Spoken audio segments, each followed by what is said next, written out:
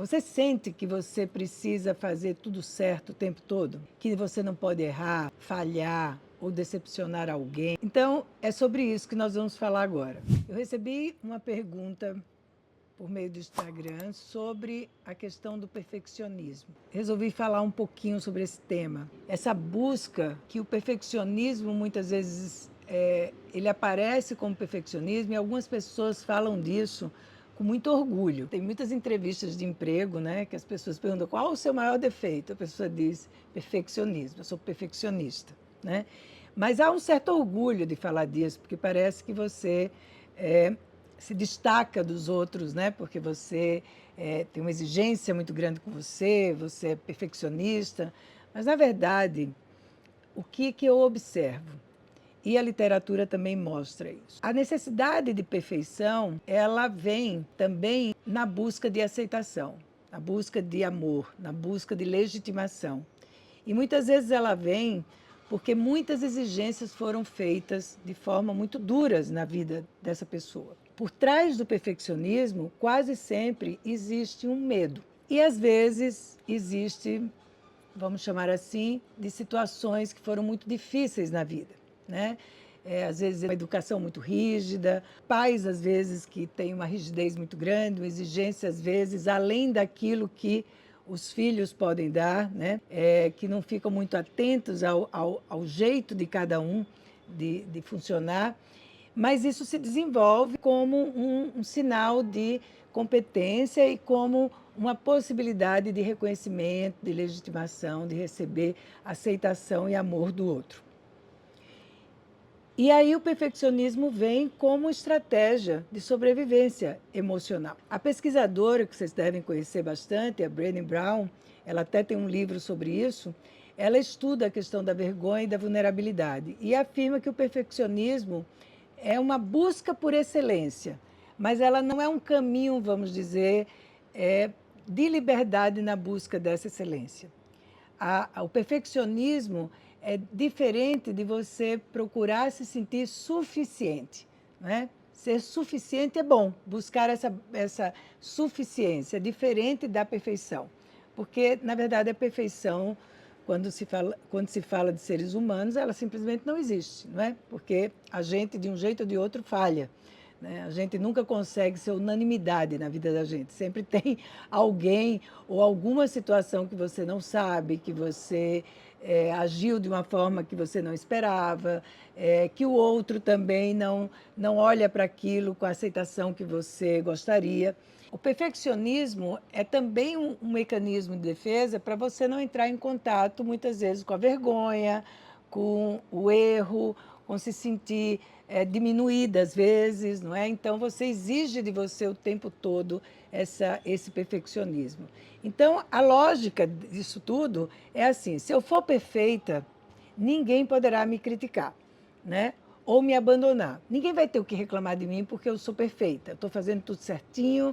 E mesmo quando alguém não está vendo, você quer que tudo aconteça como você propõe, do jeito que você quer, no caminho que você acha que deve ser aquele correto. Então, nada pode falhar. Nada. Você tem que dar conta de tudo. Você tem que dar conta do seu corpo. Vou dar um exemplo, né? Do seu corpo, do seu trabalho, dos seus filhos, do seu companheiro ou companheira. Você tem que ser ótima em tudo. Isso é impossível, né, gente? É um esforço um pouco que não chega muito a lugar nenhum, né? Ou chega, né, ao lugar da falha, do erro, porque nós humanos somos seres sempre que estamos faltando. A gente nunca consegue cumprir todas as exigências, não é como a gente acha que deve ser cumpridas essas exigências. Então, o problema do perfeccionismo também é que ele nunca vai trazer essa segurança real, né?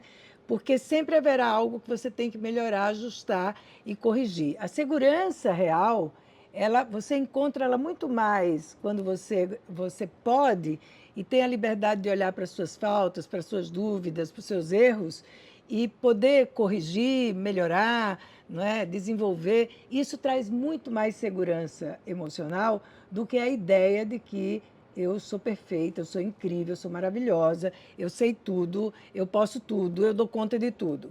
Isso carrega muito sofrimento e muito medo, né? O padrão quase sempre é inalcançável e a autocrítica não descansa, não tem descanso. Você está sempre observando algo que você não fez ou que você fez, algo que você disse que não deveria ter dito, o tempo todo. Dá para a gente imaginar, não é? Como isso é desgastante, como isso pesa, né?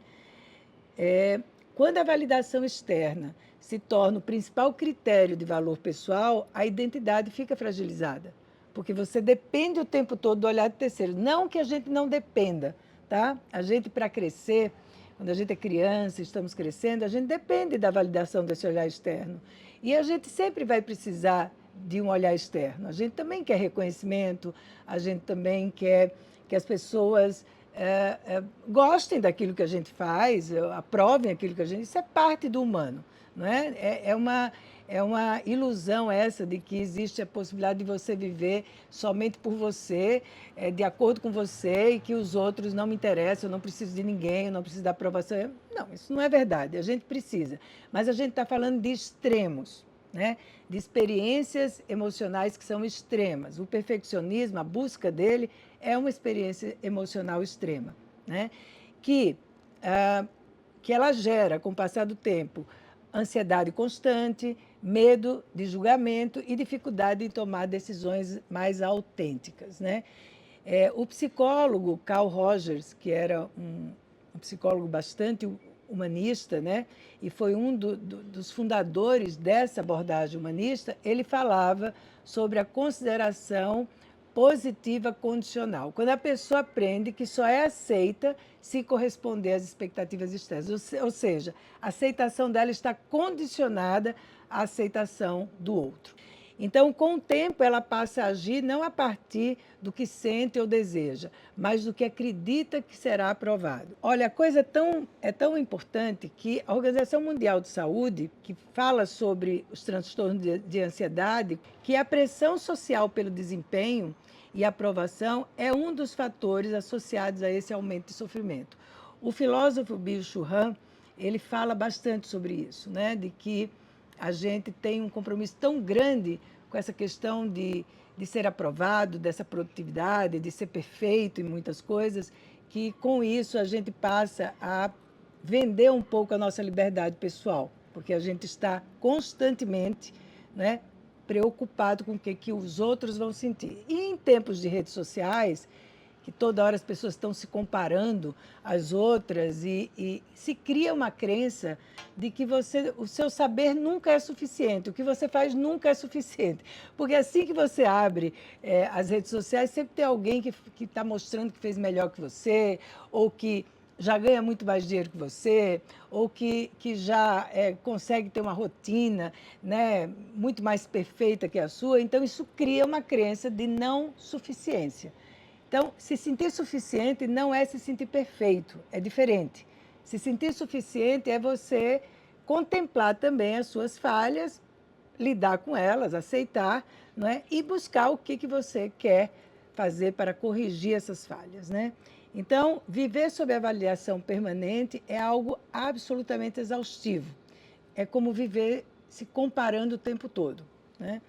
Então, qual é o caminho disso? O caminho para modificar isso é o caminho da aceitação, né? Aceitação, volto a dizer, porque às vezes as pessoas entendem isso como acomodação, né? Às vezes eu falo com algumas pessoas sobre, escuta, não briga com uma realidade da sua vida, né?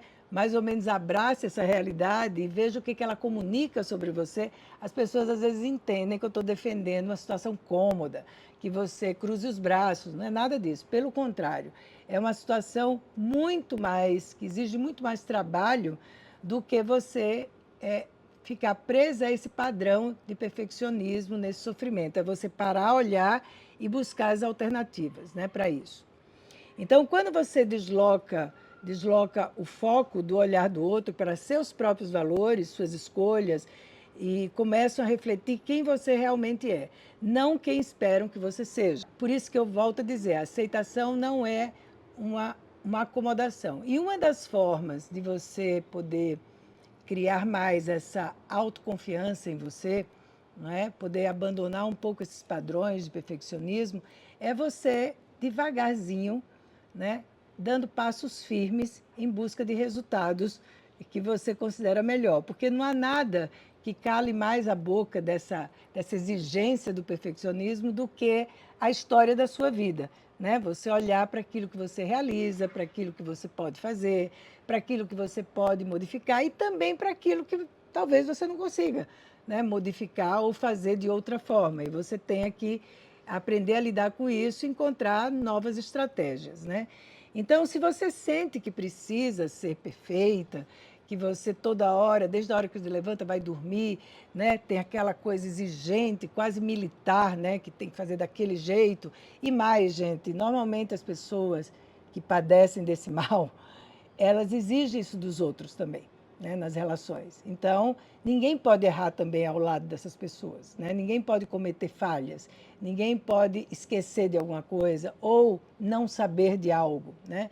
Uma das coisas que eu acho que facilita muito mudar um pouco essa experiência é você incluir no seu dia a dia o não sei, a dúvida. Isso aqui eu acho que eu preciso saber melhor, isso aqui eu preciso de ajuda, né? Eu preciso procurar alguém que possa me ajudar a destrinchar um pouco esses padrões. E muitas vezes a pessoa que é perfeccionista, ela também se vê como autossuficiente. Ela não busca muitas vezes ajuda, né? Ela não divide o problema dela. Aliás, é muito comum essas pessoas sempre elas dizem que está tudo ótimo, tudo perfeito.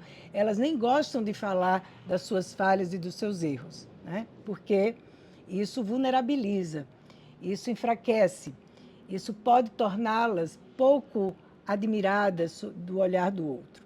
Então, se você sente dessa forma, é, acho que isso pode ser uma reflexão importante para que você aprenda a errar, recalcular, né? Aprender. E a verdadeira segurança emocional, volto a dizer, ela não nasce da aprovação, né, externa.